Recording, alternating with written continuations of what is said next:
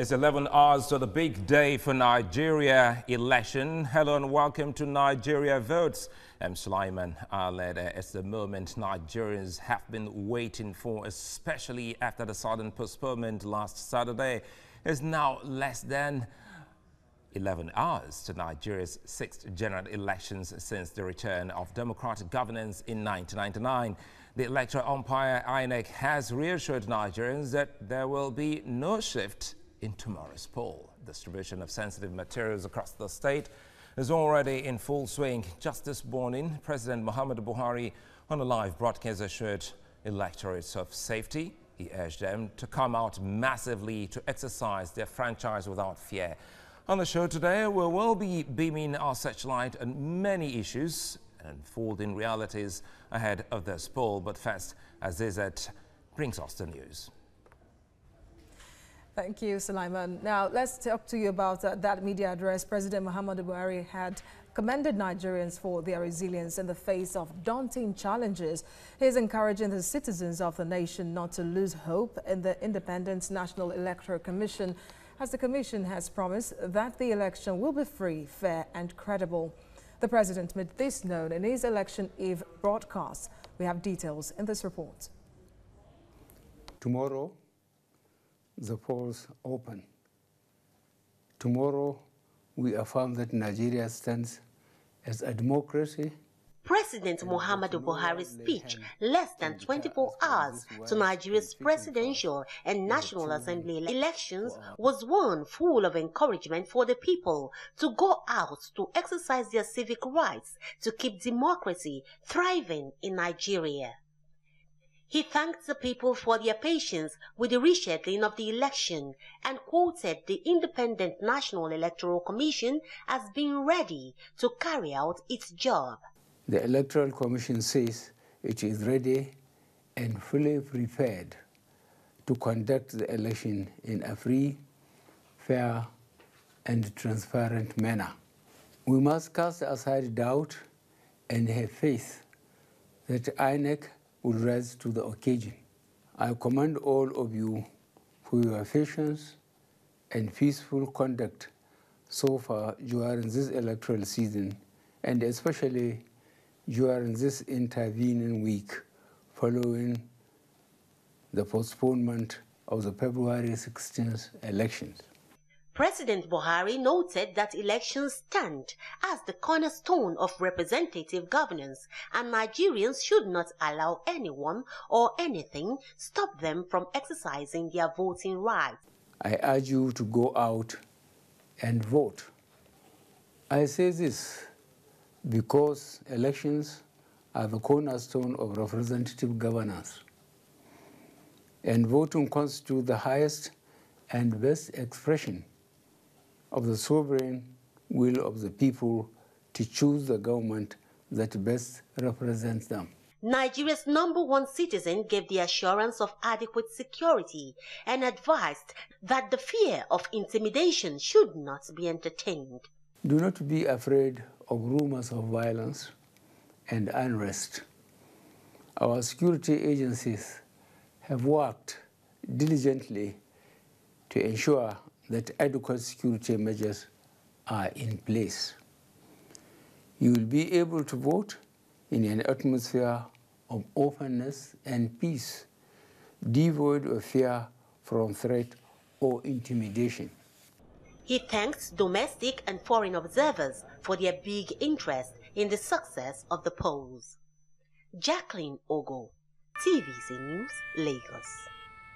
As Nigerians prepare to go to the polls tomorrow, INEC addressed most security concerns at its last briefing. Ugochi Orego tells us more.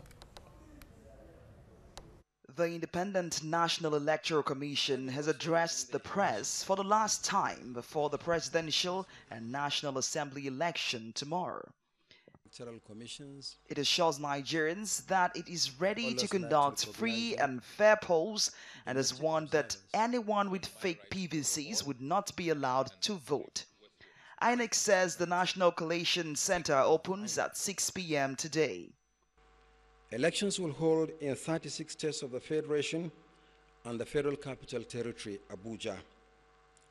voting will take place in 176,973 locations.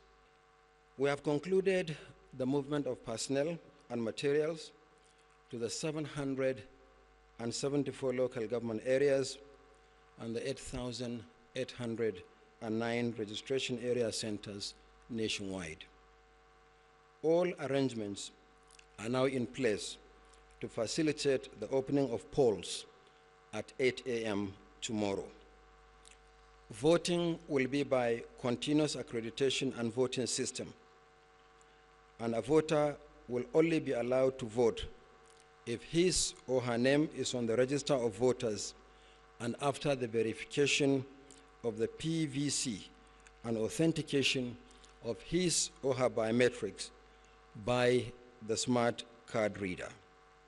No genuine PVC, no voting. The process is not disrupted. On his part, the Acting Inspector General of Police, Muhammad Adamu, assures the electorates, INEC staff and observers of maximum security before, during and after the elections. The security of the electorates, the observers, the INEC staff, the electoral materials are all secured. Maximum security is provided before the election, during the election, and after the election. So what we require from all Nigerians is to go out peacefully, cast your vote, and wait for the announcement of the results. Well, it was a busy Friday in Rivers State, despite being a holiday. TVC News correspondent Promise Afoge reports that voters' turnout for the polls is expected to be quite high, amid fears of possible restiveness in some areas. It is the eve of the general elections, and traffic congestion on major roads in Rivers State have been high.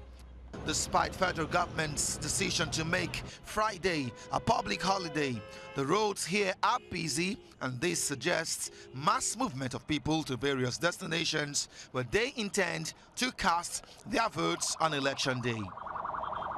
The general attitude of the people is postpone as many times as you like. Whenever you are ready, we are coming out to vote. And that's what we are still telling them, not to be daunted. Indeed, there are strong hopes that the rescheduled elections will attract a huge turnout of voters across Rivers State. Hence, political stakeholders are concerned about how the residents of the state would conduct themselves regardless the outcome of the polls. I don't know what is at stake that we want to kill ourselves because of politics. If a man is not doing well, the law provides how you can get the man out. If the man is doing well, the law provides how you can keep him in power. Go to the ballot, the units, get your ballot paper if you are qualified to vote. Vote your decision, either against or for, or anybody you think will do the job well. Tempers flare up. From supporters get angry when they are losing and all that. So the idea of Rivers State is just, I think it's unnecessary demarketing. I think the people of the states, unfortunately, have accepted to wear that toga of their state being very volatile. So far, there haven't been any warning sign that suggests violence may occur before, during, or after elections in the state. The Nigeria police are in control of security, and armed policemen can be seen in strategic locations, including registration area centers and vulnerable parts of the state. Promise Afoge, TVC News, Port Harcourt. And that's all on the news. Back to Sulaiman Alede now for Nigeria votes. Well, man, thanks. It looks like everyone. I'm trying to count the minutes, and first it was 11 hours. Looking at your bulletin now, we have 10 minutes away from that. So we have 10 hours, 15 minutes to D-Day. Absolutely. History beckons, and Nigerians seem to be ready to, I'm excited about it all, personally. Good luck to Nigerians. Well, anyway, we'll take a moment. We'll come back. We'll look at all of those happenings from across states, and we'll be talking to our correspondents from different geopolitical zones, as well as analysts who will be looking at this big moment as the very first election with the biggest majority of voters going into an election in the history of our democracy, and Nigerians can't wait for the moment.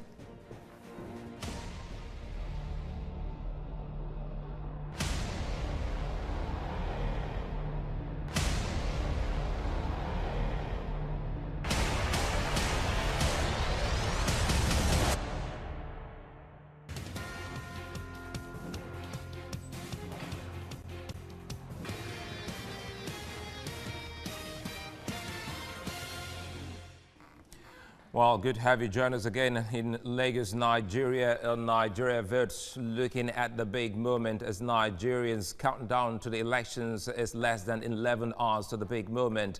And for the very first time, Nigerians will be going into an election that will likely see the biggest turnout and perhaps the highest number of registered voters who will be going into the election. Also, Nigerians are likely to see what exactly it will mean to have what they call simultaneous accreditation and voting process on D-Day. With me in the studios is Wale Ogwade, who is the convener of Voters Awareness Initiative. I also have Commodore Bimbola Ayuba, retired. He's a security and management consultant. Gentlemen, good to have you join me in the studios. I also have Idayat Hassan. She's the director of Center for Democracy. She joins me from our Abuja studios.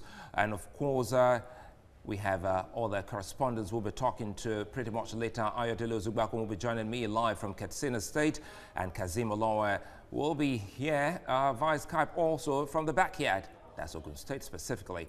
So, gentlemen, let's look at what exactly this means for us as we go into this election. Nigerians are excited. I'm trying to look at the voters register now, and that's a big percentage if you look at where we're coming from in 2015 to 2019. And some say for the very first time, this is a big plus for Professor Yakub, because he had this continuous voting registration that has culminated into this number.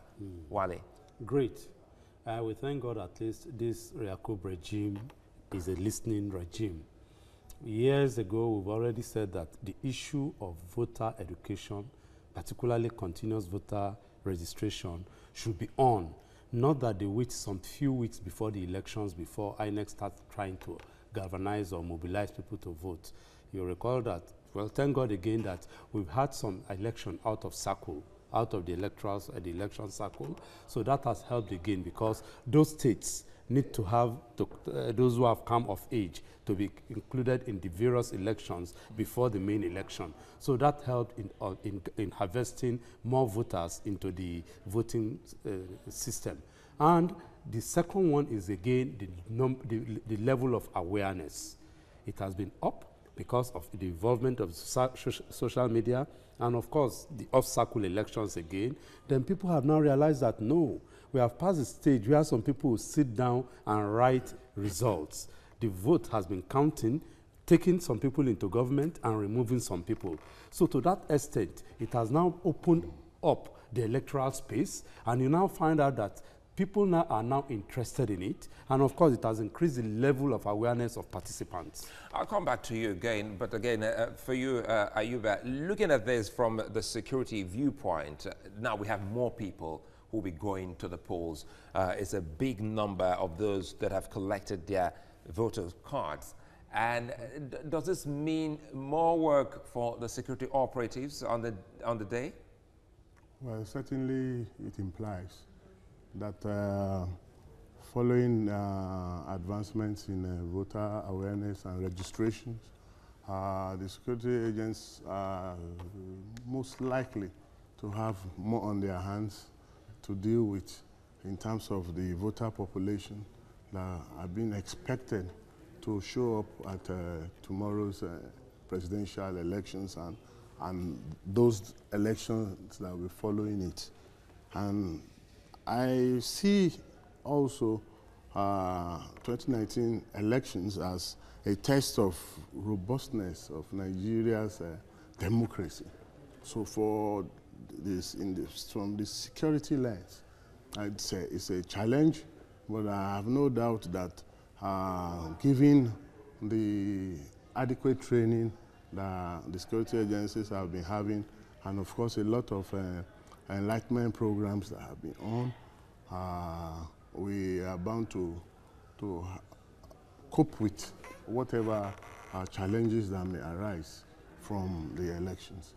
Let me go to Abuja and see what is the thinking of the civil society. Well, Idayat, good to have you join me. Let's ask this all-important question.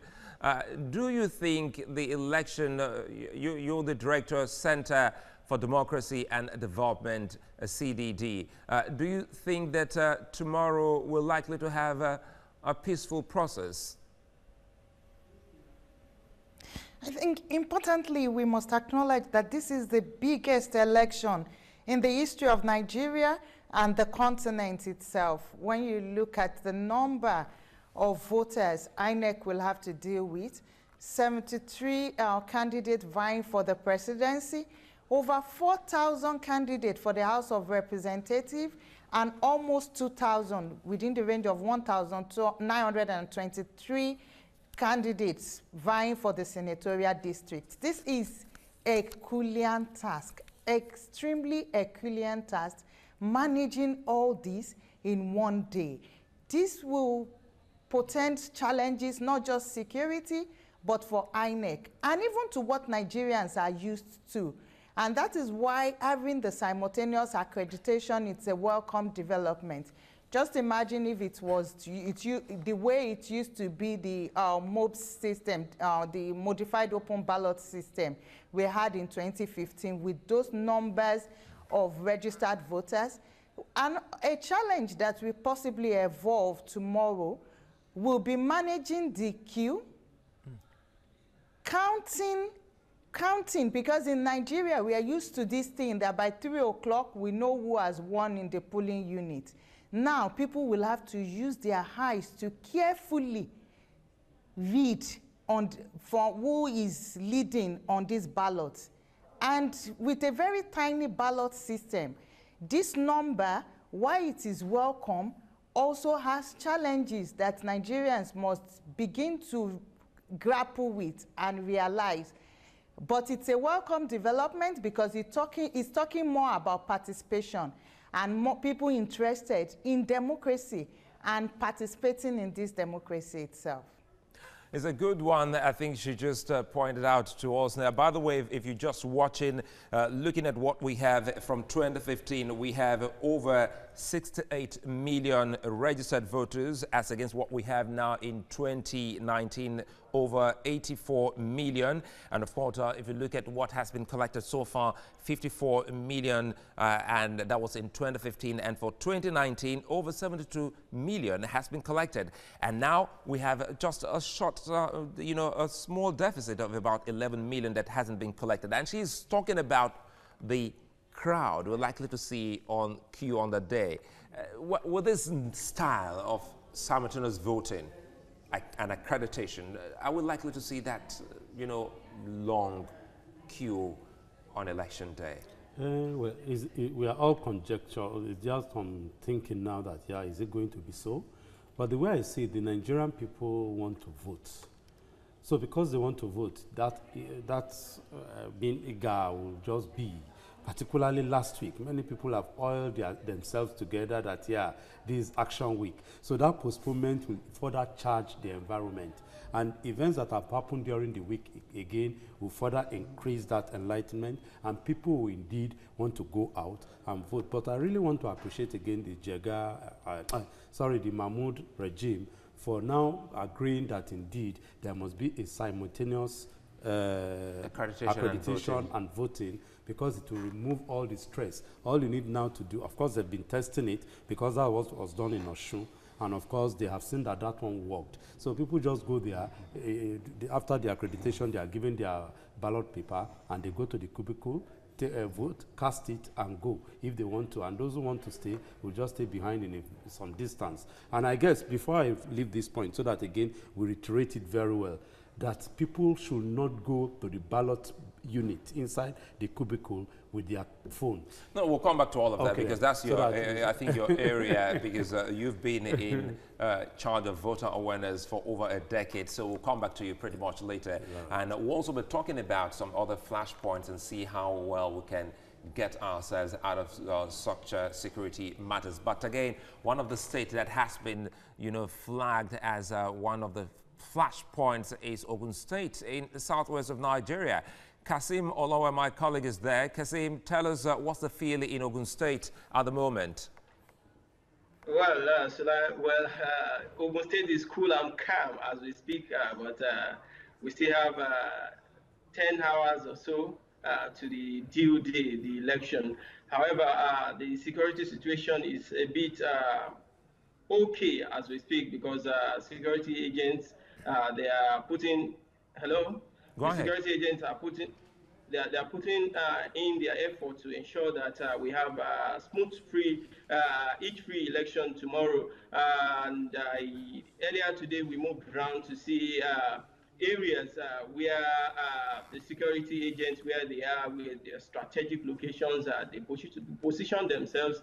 Also, they are also sensitizing people. I mean, calling people, rolling jingles on local radios to educate people that they should go and exercise their civic duties without creating sin at the polling point or polling unit. What they want them to do is to go out, exercise their rights, and then return to their home. And if they don't want to return, they may stay behind, but they should give at least a bit of distance to the polling unit or the polling point. Aside from that, other areas, the interior part of the state, I know that security agents, they have a joint network. They are working together. The security agents, they've actually sent out some of the equipment. We have waterside where they will have to use boats. So they have marine police working in that area, and they are just working to ensure that we have free and fair and credible elections tomorrow. And one thing that the resident electoral commissioner actually told us was that, well, they want the election to be okay, but they don't want it to be militarized. So they are going to have about three officers at each polling unit, but they are not going to be harmed. However, they will still have other officers that will be harmed in case there is likelihood of violence. But they, as we speak, they are not anticipating any violence. They have actually prepared, according to the police and other security agents that they've had interaction with us. They have told us that they are prepared ahead of tomorrow's election. But I think that will be it. That will be it for now, Kasim. I'll come back to you pretty much later because we have news just coming in.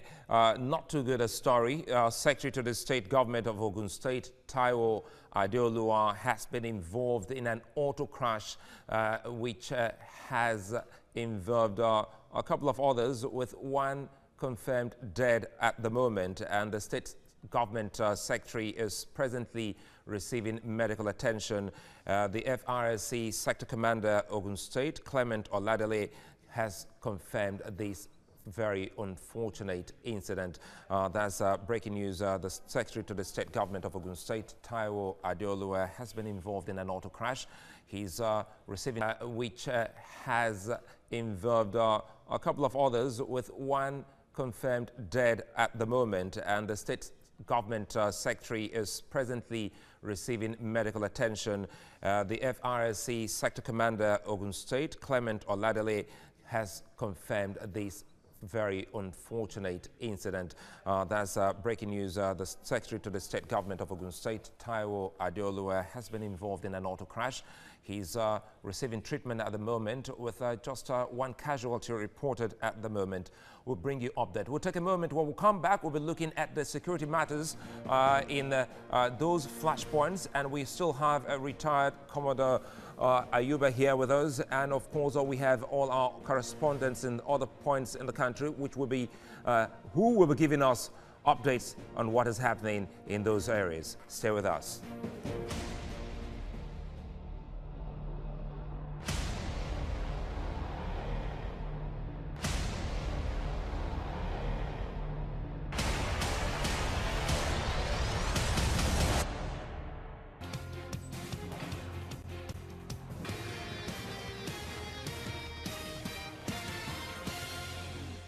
We're reaching you live from Lagos, Nigeria. Nigeria Votes is the program, and it's less than 11 hours to Nigeria's biggest election so far. And INEC has put in place a lot of preparations to see that this election goes on, you know, unhindered. And one of those things that they've put in place is for the international observers. And INEC has extended their visa stay in Nigeria on gratis, and for the NYSC members who are also prosecuting this election, INEC has ensured that their mattresses and a couple of other amenities are being brought to make life really meaningful as to what we saw the last time for the NYSC core members.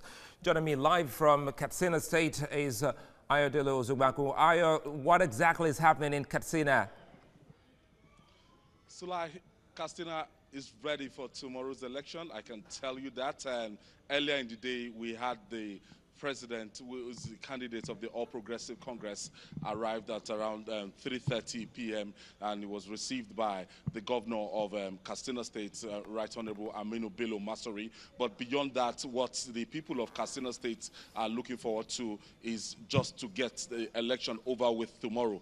But they've been waiting for a day like tomorrow for a very long time, and to show their level of preparedness, the turnout for collection of PVC is 98%. I say 98%, making it the highest in the entire federation. I mean, not in terms of numerical strength, but in terms of the people that actually came out of the number of registered voters, 98%. And in doing that, I can tell you that the whole northwest, entire northwest, they're actually ready, and it's reflecting in the figure that they turn up ultimately with the number of registered voters and the number of people that actually pick their PVC. In the 34 local governments, across the 34 local governments in Katsina State, we have fairs in 8 local governments said to be kind of flashpoints. Those local governments that are sharing the same border with Zamfara State, local government that are sharing the same border with Kaduna State, and some other local governments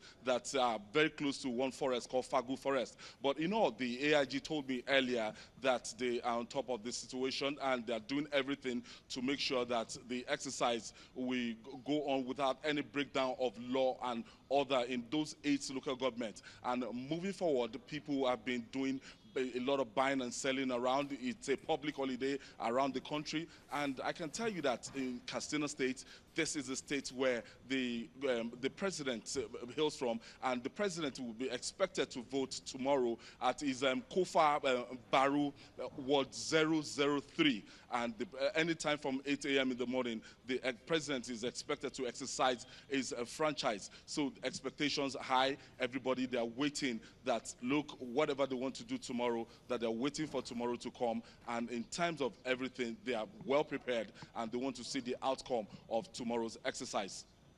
Well, Ayo, you've covered a series of elections, and so far we're getting to see for the very first time Lagos is leading Kano, and after Kano we're getting to see Kaduna, Katsina, a few other states, and even Rivers. Are you surprised at the turnout of registered voters in these states?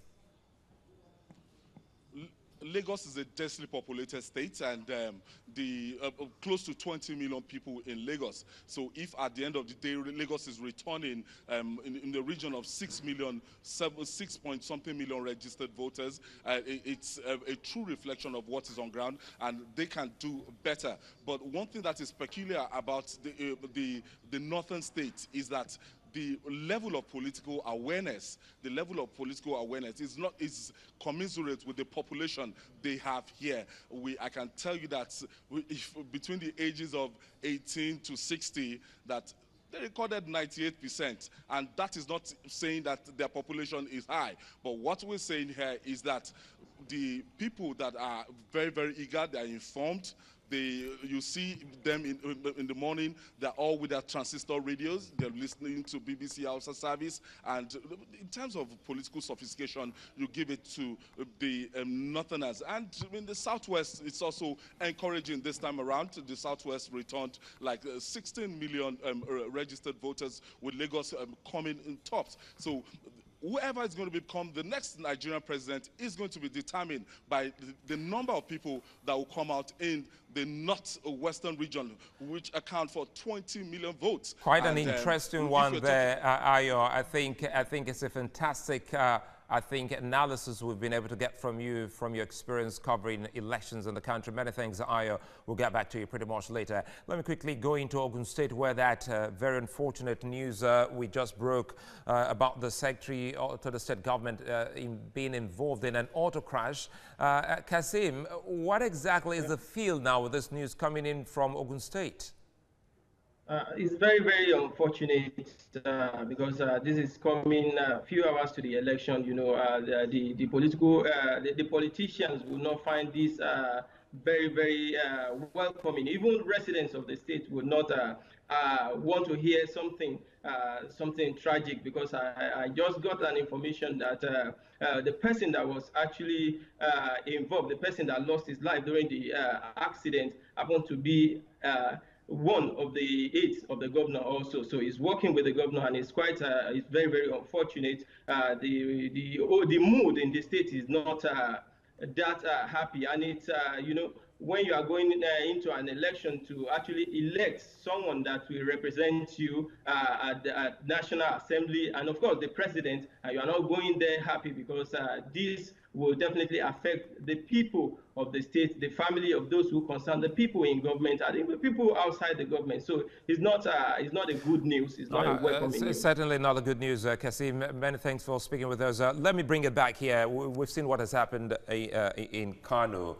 and a couple of other places, and the Commissioner of Police has done a good job not minding who's involved. He's been able to apprehend a few politicians, especially those who attacked the Conconcia group. Now, let's talk about electoral violence and arms that these people are also, you know, given before and even during elections. Yeah, it's quite tragic that in our own environment here, where of course it's absolutely illegal for people to possess arms, especially those who are not air rifles or hunting weapons that need police licensing. And of course, what we have realized is that as a result of porosity of our borders, and also the issues of insurgencies, and of course the problem of arms smuggling, have actually made conflicts within our landscape more violent. Now you're talking about proliferation of small and light arms. Precisely. And if you look at all the flashpoints, most of the gun killings, the shootings that have been reported or have occurred, they have used more military type weapons, which have either been smuggled into the country over time and kept for the purpose of perpetrating or oppressing or repressing opponents within the political landscape. And it's important that also recently the IG of police put out a window of opportunity for those who possess arms illegally to turn them in gratis without prosecution and all that. I think that is ongoing, and also the whole gamut of military operations have helped to further mop up some arms. But within these flashpoints, and also how these arms move around, because they are easy to move around and of course easy to handle. So the youth population are being indoctrinated and armed. Of course, we saw the riots, protests, the women protest in Kogi, that the women came up openly for like 4 days asking the government to withdraw arms that have been issued to their children. I mean, it was all on public media over the better part of this week. So there's need, by and large, beyond the electoral cycle, for deliberate disarmament of all these people, and maybe on zonal basis, and government must do something decisive. I think it's a good thing you just raised now, talking about, you know, arms mop up from, you know, those areas and zones, especially before elections, which ultimately leads to electoral violence. We'll come back to you so that we can actually wrap up. I need to ask you how you would love to see the military take part in this election by way of keeping peace on D-Day. Now, you were about telling us what, as voters, we should be doing on that day. So if this is 8 o'clock and I'm going out, what should I do when I get there, if we can actually do this very quickly in 2 minutes? Go with your PVC, the original. The original? Yes. Obviously, anyway, you go with the original of your PVC. I'm sure by now, all those who have to vote, they know where they are. I have like mine, this, yes. Yes. So you take that to the center where you registered, where your name will be. Because on election day, some people care less about all these things. So they just stroll into a voting point, and they now present their PVC. To a wrong polling unit? Ordinarily, they will have, if they go to a wrong polling unit, your name will be there. Because the accreditation now is that they will look at your PVC, the number there, they will match it up with the name that has already been sent to that unit. Before today or tomorrow, some few weeks ago, we call it claims and objection time. That is the time, that is the time you go to check that indeed your name is on that register and in that place. If it's not where you registered, you go around to particularly know, because sometimes each polling unit is supposed to take 500 people. And if it's more than 500 people, then definitely they will spill you over to another polling unit around that area. So you must go look for where you are. The whole essence again is to save time and even to save your stress on election day. So, having gotten to where you are to vote, you give the polling officer your PVC, he checks it against the register. If you are there, he brings out the card reader, they read your card, and of course, you fix in one of your thumbs to confirm that indeed you are the original person. And once that is done, you go inside you are given the ballot paper, you go inside the cubicle. Then the most important thing is that you do not go into the cubicle with your camera phone or your phone anyway, so that you don't snap. That's just about that. Excuse me. And of course, when you get into the cubicle, it is now you and the ballot paper. And it is advised that because of the crowd on the ballot paper, that's the number of parties on the ballot paper, you use your index finger. It is an advice, because if you use this thumb, there is a possibility that it may smear to the another box, and of course that makes your vote invalid and you have wasted your time. But if you know that again you want to be patient, and you are the old school type, then you turn the ballot paper around so that it can take the square, so that your hand does not go to the next line. But to make it easy, just touch the ink, just a touch, because what the people who count the votes are all about looking for is just a sign on the ballot paper, not necessarily the volume of the ink there. So with that, you are able to, and after you finish, just wrap up the paper. And I advise that finger that you use to touch the ink, you try as much as possible to remove it, or if you can clean it up, there will be something to use to clean up inside the cubicle. Because if again your hand mistakenly touches one of the boxes, one of the party box in the thing, then it makes it invalid. Well, that's a great one there. Let me quickly go back to Idayat Hassan, who joins us from Abuja, and perhaps you should be able to speak to the voters here. Now, we're trying to educate the electorate who is going out on D-Day. Your group, that is the Democracy Center for Democracy and Development, must have had a theme or two of concern to share with the electorate.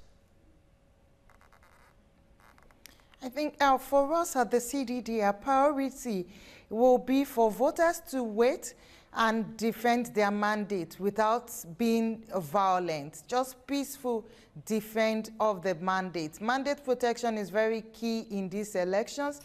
And we also want voters to be very, very patient. Like I've earlier explained, this is a very long process. And because of fake news and its instrumentalization, we should be very wary of information that comes into the public domain. We need to ensure that at every point we keep peace, because we need a Nigeria for us to actually enjoy the dividend of the vote itself.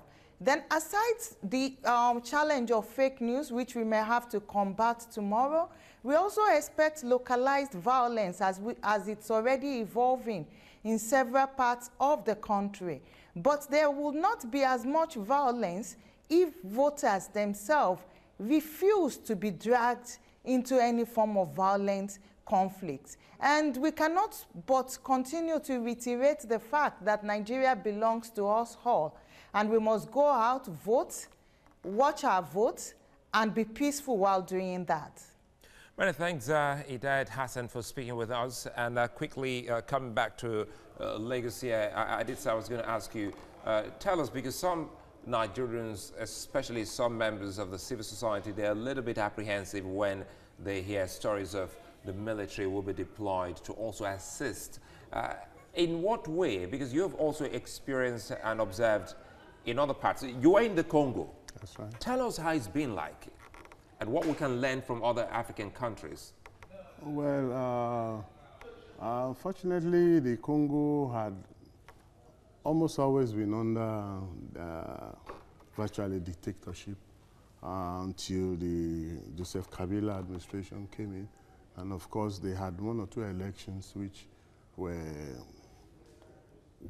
actually criticized widely by most Congolese. But I think the last election that was held in the Congo was just to be perhaps one of the best coordinated elections. So there were all sorts of views also, but drawing from the history of the DRC, you observe that this truly the will to move on and entrench democratic process. So in what way can the military help, you know, in our democratic process on election day? Back at home, you know, by virtue of the Armed Forces Act, the military is tasked in functions of military aid to civil authority, in which case the President and Commander-in-Chief of the Armed Forces may authorize the Armed Forces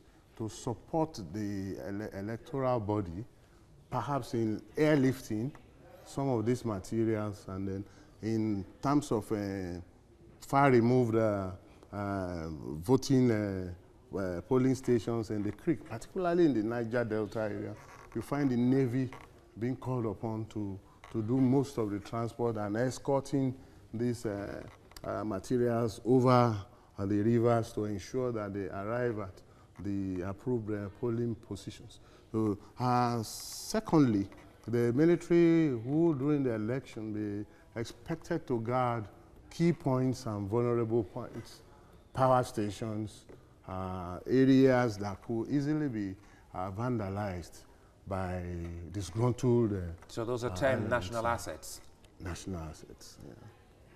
But I think you've been able to, you know, drop a line so the Nigerians will know and understand when they see the Nigerian military help in those difficult terrain in the Niger Delta and a couple of other places where it is absolutely difficult for the electoral umpire and those assisting in this election to make ease of passage. Now, your closing remark on this, Wale Ogunade, after closing of election, which ends 2 p.m., what are we likely to see from the electorate? Because if Hidayat is saying that people should stay back and defend their ballot, that goes beyond 2 p.m., isn't it? Yes.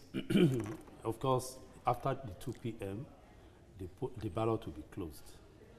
Before that time, there is a possibility that there will be a queue.